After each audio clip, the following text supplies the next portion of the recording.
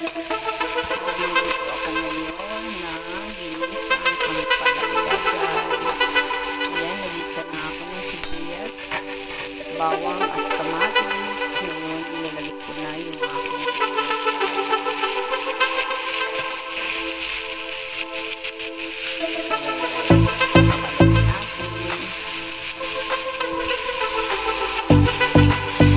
mamaya pag naluto na yung ating pampalaya, lalagyan natin ito ng dalawang itlog.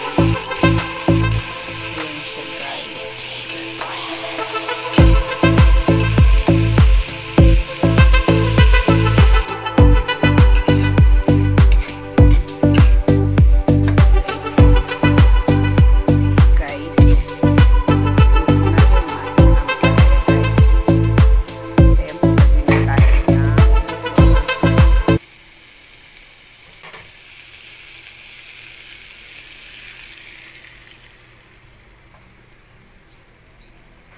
Yan siya, guys.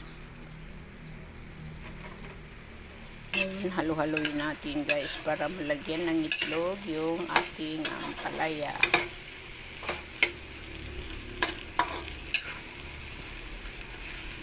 Ayan siya, guys. Masarap na naman ang kain natin, guys. Kasi mayroon tayong gulay at mayroon tayong pritong isda. Pagkatapos ko nito, guys, ay magpaprito ako ng isda.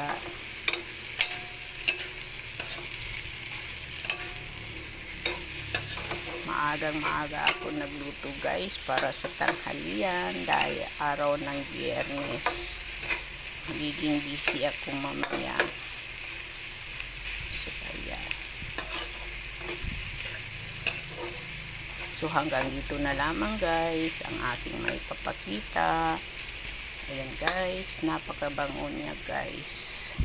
Ang sarap-sarap. Yummy, yummy. Thank you for watching.